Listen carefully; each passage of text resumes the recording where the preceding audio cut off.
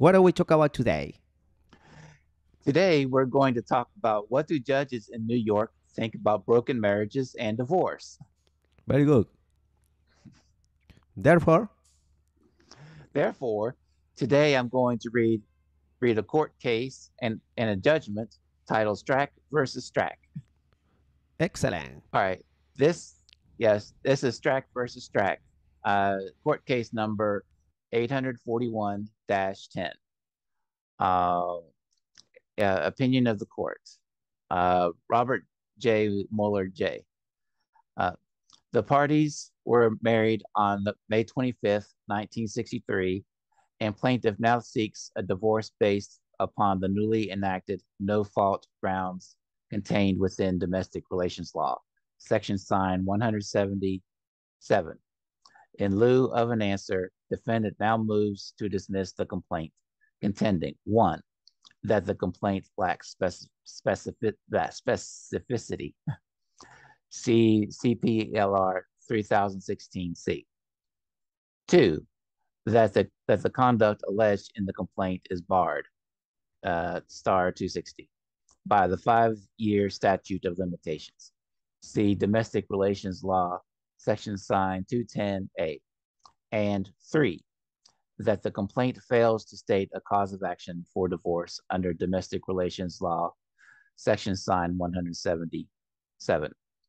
Additionally, to the extent that the motion presents factual issues, defendant requests that it be treated as one for summary judgment. See CPLR 3211C, and further that judgment be granted in its favor. All right. This is the third divorce action plaintiff has commenced. She commenced divorce actions in 1986 and 1990, respectively, both of which were voluntarily discontinued. These previous actions were premised upon the grounds of cruel and inhuman treatment. See Domestic Relations Law, Section Sign 171. Effective, rel- Effective relative to actions commenced on or after October 12th, 2010, Domestic Relations Law, Section Sign 177, permits divorce where the relationship between husband and wife has broken down irretrievably for a period of at least 6 months, provided that one party has so stated under oath. This additional ground for divorce has given parties the option of securing a divorce without alleging fault. In determining a motion to dismiss a complaint for failure to state a cause of action, the allegations in the complaint must be accepted as true. See 511 West 232nd Owners Corporation versus Jennifer Realty Company, 98 New York, second edition, like second 2D, second 144 and 152. Wassner versus Wassner, 214 AD 2D 611. The court must examine the four corners of the complaint and give the plaintiff the benefit of every possible favorable inference. Hirschborn versus Hirschborn, 194 AD 2D 768 768. See Leon versus Martinez, 84 NY 2D 83 87 to 88. To that end, the issue is not whether the plaintiff is entitled to a divorce, but whether he or she has set forth a cause of action for divorce. Haydock versus Haydock, 222 AD 2D, 554 and 556. Additionally, in determining whether plaintiff has adequately pleaded that the marriage has broken down irretrievably, Domestic Relations Law, Section Sign 170, the court is permitted broad discretion in balancing the several factors in the case. Paris versus Paris, 176 AD 2D 191 192. Here, the allegations in the complaint are as follows. The relationship between husband and wife has broken down such that it is irretrievable and has been for a period of at least 6 months. For a period of time greater than 6 months, defendant and plaintiff have had no emotion in their marriage and have kept largely separate social circles and vacation schedules. Each year, plaintiff and defendant live separately throughout most of the winter months. Though they share the residence for several months out of the year, plaintiff and defendant have not lived as husband and wife for a period of time greater than 6 months. Plaintiff believes the relationship between she and defendant has broken down such that it is irretrievable and that the relationship has been this way for a period of time greater than 6 months. Applying the liberal standards set forth above, the court finds these allegations to be sufficiently specific under CPLR 3016C. The court further finds that the allegations meet the additional pleading requirement of having been stated under oath, Domestic Relations Law, Section Sign 170. The complaint was verified by plaintiff and as set forth in CPLR 3020A. A verification is a statement under oath that the pleading is true to the knowledge of the deponent. The verification makes the pleading sworn data and therefore is the equivalent of an affidavit and may be used for the same purposes. See CPLR 1005U. A verified pleading may be utilized as an affidavit whenever the latter is required. With reference to the defendant's claim that the statute of limitations has run against plaintiff's cause of action, Domestic Relations Law, Section Sign 210A, provides that no action for divorce may be maintained on a ground which arose more than 5 years before the date of the commencement of that action for divorce, except where the grounds therefore are one of those specified in Domestic Relations Law, Section Sign 170, 2, 4, 5, or 6. The grounds specified in Domestic Relations Law, Section Sign 177, are absent from Domestic Relations Law, Section Sign 210A, which absence allows no conclusion other than it was the legislature's intent to exclude it. Indeed, where a statute describes the particular situations in which it is to apply and no qualifying exception is added, an irrefutable inference must be drawn that what is omitted or not included was intended to be omitted or excluded. Matter of Alonzo M. versus New York City Department of Probation, 72 NY 2D 662 665. Internal quotation marks and citations omitted. Accord Matters of Collins versus Duke's Plumbing Sewer Services Incorporated, 75 AD 3D 697 699 to 700. See McKinney's Cons Laws of New York, Book 1, Statutes, Section Sign 74. The court therefore finds that the grounds set forth in Domestic Relations Law, Section Sign 177, are subject to a 5-year statute of limitations. See Domestic Relations Law, Section Sign 210A. With that said, inasmuch as the record reveals several instances of matrimonial discord that occurred within the past 5 years, the court finds that plaintiff's cause of action is not barred by the applicable statute of limitations. Additionally, to the extent that some instances of matrimonial discord occurred more than 5 years ago, the court finds such instances to be part of a continuing course of 262 conduct, CF McKilligan versus McKilligan, 156 AD 2D 904 907. Thus, having disposed of the pleading issues framed by CPLR 3016C and the statute of limitations issues of Domestic Relations Law, Section Sign 210A, the court now finds itself with the task of determining whether plaintiff's unilateral statement under oath is irrefutable, as plaintiff suggests, or if defendant is to be afforded the same procedural and substantive due process as is available for any other cause of action in our jurisprudence. The legislative history pertaining to Domestic Relations Law, Section Sign 177, contains a wide-ranging catalog of submissions from numerous private individuals, organizations, legislators, and agencies throughout New York State. Those supporting passage of the legislation establishing this new cause of action generally applauded the fact that a no-fault based divorce would lessen litigation, which they described accurately from this court's view as time-consuming and expensive for all, including the judiciary.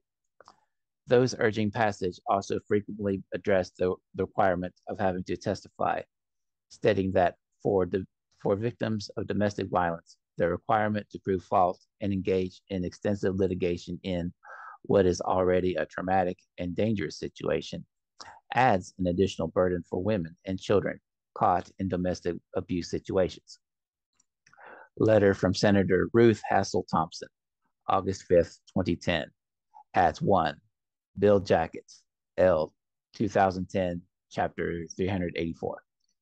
Clearly, the tenor of such support, as voiced to and by members of the legislature, was with an expectation that the allegation, in and of itself, would not be subjected to the rigors of any defense, any motions, the requirement of any testimony, and certainly not the scrutiny of any fact finder. Other observations were that a true no-fault statute would make the allegation irrefutable, since anything less still enables the non-consenting spouse to compel the type of motion practice that is presented here, or far more complex, a trial with all of its attendant financial and emotional costs. This notwithstanding, it appears that domestic relations law, section sign 177, is not a panacea for those hoping to avoid a trial. Rather, it is simply a new cause of action subject to the same rules of practice governing the subdivisions which have preceded it. Specifically, domestic relations law, section sign 173, provides that in an action for divorce, there is a right to trial by jury of the issues of the grounds for granting the divorce. And here, the legislature failed to include anything in domestic relations law, section sign 177, to suggest that the grounds contained therein are star 263 exempt from this right to trial. Had it intended to abolish the right to trial for the grounds contained within domestic relations law, section sign 177, it would have explicitly done so. That which the legislature has enacted presents some practical complications and contradictions, which, unsurprisingly, have been the matter of such foment. For example, one commentator has observed, juries, as fact finders, are charged with the duty of allotting responsibility attributable to wrongdoing. It is contradictory and violative of the legislative intent that a ground based on no wrongdoing, no fault, could become the subject of fault finding. The legislature's requirement of no more than a perceptual statement made under oath eliminates any further exploration as an underlying fact. Scheinberg, outside counsel, no fault divorce, defenses, pleadings, independent actions, NYLJ, November 30th, 2010, at 4, column 1, at 9, column 1. Insofar as the phrase broken down irretrievably is nowhere defined in the statute, the determination of whether a breakdown of a marriage is irretrievable is the question to be determined by the finder of fact.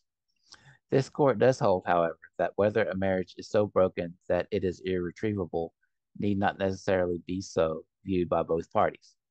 Accordingly, the fact finder may conclude that a marriage is broken down irretrievably, even though one of the parties continues to believe that the breakdown is not irretrievable, and or that there is still some possibility of reconciliation.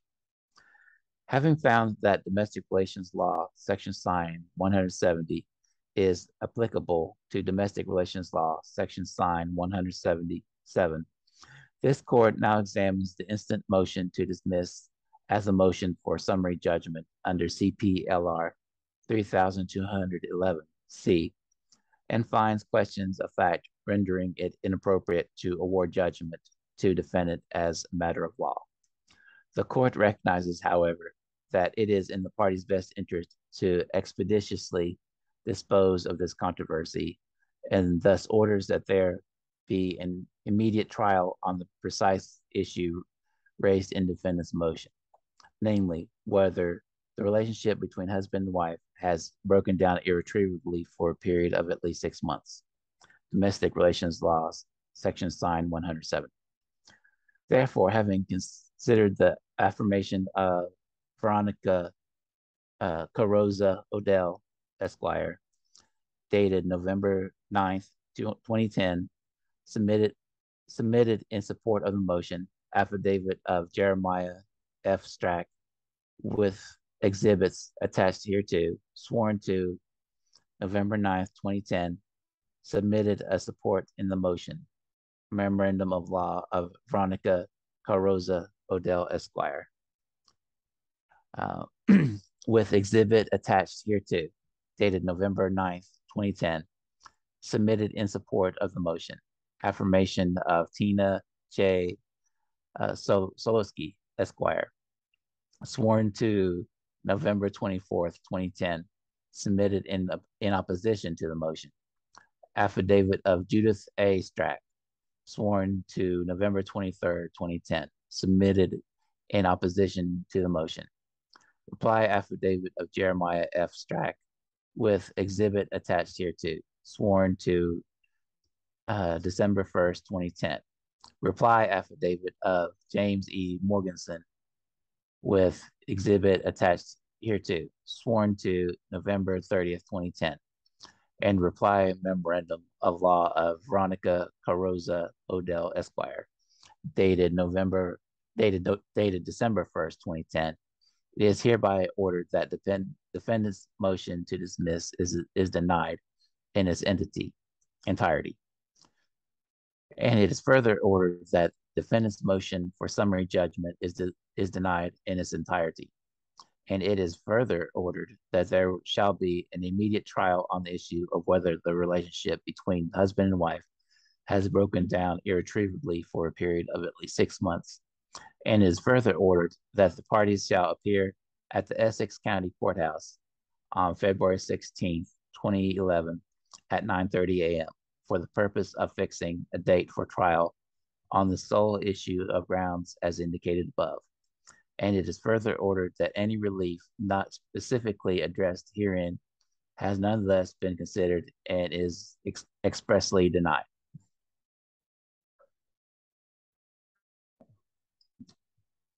All right, I'm finished. Thank you. Hey, welcome. Thank you.